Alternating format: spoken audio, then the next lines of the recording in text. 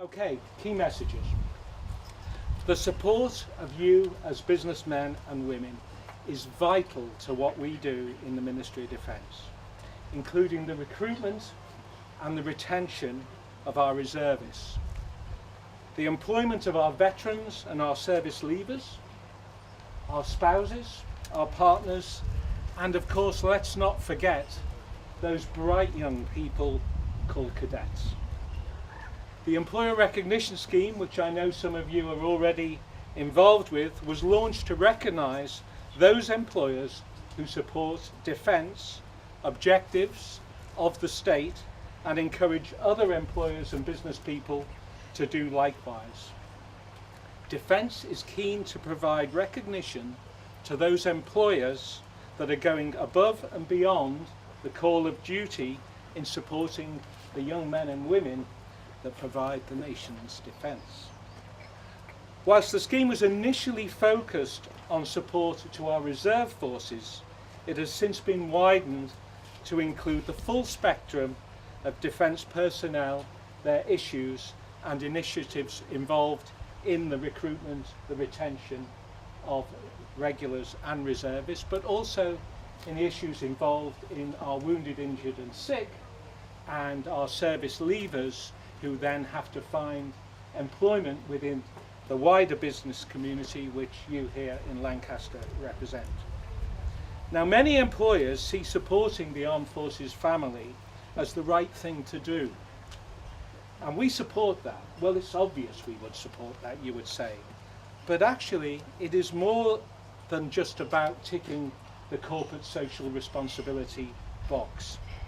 I believe, or I shouldn't be standing here if I didn't, that defence can offer a service to you over and above what we do, if you like, in terms of our national vital role that we play. And that is that it is good for your business. And I will try and explain why in the course of my short presentation. Employers can reap real rewards from employing military personnel such as our reservists and service leavers. They have a portfolio of skills and behaviours that are beneficial in the modern working environment. The skills and training military personnel bring to civilian employers include nationally recognised business and technical qualifications, as well as desirable softer skills, transferable skills you would call them, such as leadership, team working, strategy and problem solving abilities. And they can do this for you having served not in a beautiful environment like this, but in ultimately a violent and hostile environment. So they probably are pretty good at handling difficult situations that might otherwise seem unstable to others. Now, a closer relationship between you as business people and the Ministry of Defence has to be mutually beneficial as we develop technical skills from one another. We can combine the benefits, and we can try to ensure through doing that that when we do buy support from British industry, we buy it from home first. Now, being recognised as forces friendly and being attractive to reservists and service leavers who may aspire to work within your business sectors, these highly skilled, well-trained professionals have the potential to add real value to your businesses in short order. Now, this relationship helps defence, but it also helps you attract and retain the right people. They probably want to come and work in your area if they know that there's a job there for them, and actually that you support what they are there to do. In terms of numbers, to date more than 2,500 organisations have publicly pledged their support to the Armed Forces community by signing the Armed Forces Covenant. I think that in 4 years could be improved upon. If you think that there are 4,200 businesses in the northwest of England alone that we know have employed reservists or regulars, they are sometimes difficult to track, but you can see there are still many more that Most of them, when asked, say, of course we will sign.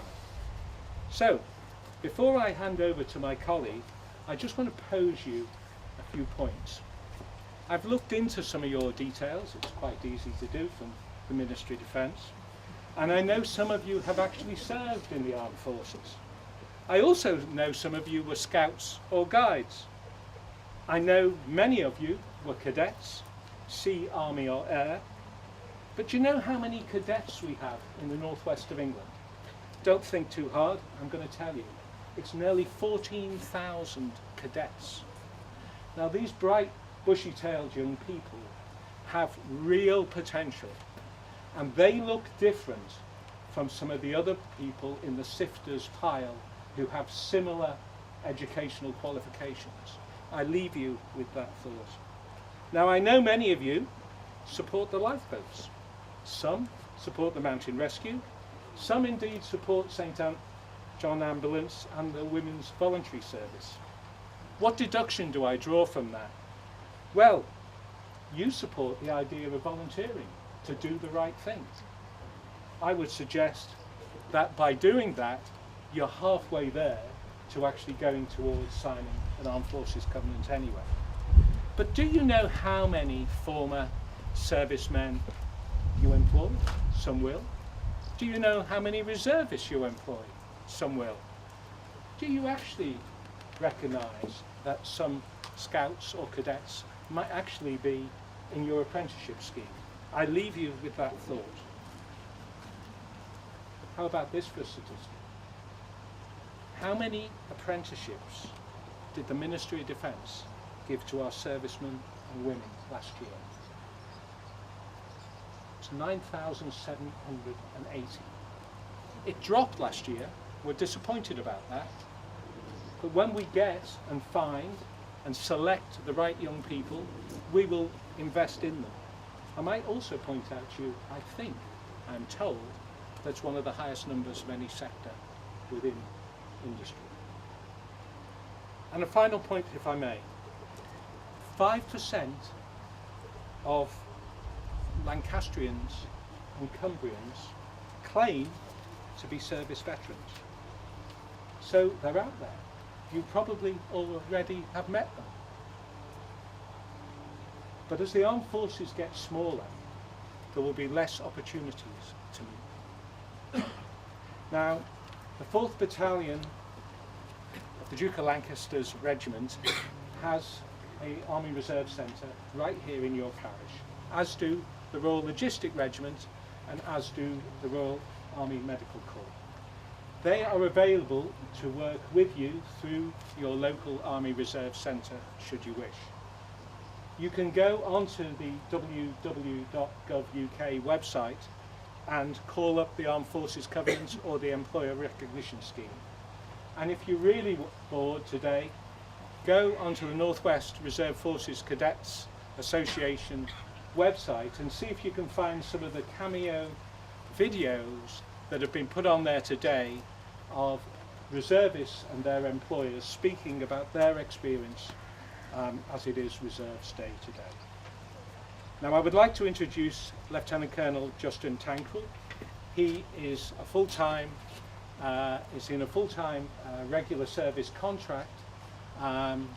He's based in Preston. He commands your local regiment and he has a specific commitment to Lancashire and Cumbria. I invite him as it is Reserves Day and we wanted to emphasise the point, but it's also National Armed Forces Week, which culminates in Llandudno next Saturday, and there will be a full programme events which I hope follows last year's spectacular success. I'm not going to take any questions. You shouldn't leave people out in the heat of the day. Mad Dog's an Englishman. I will be available for questions. I will very happily hand over to Justin. Thank you for your time.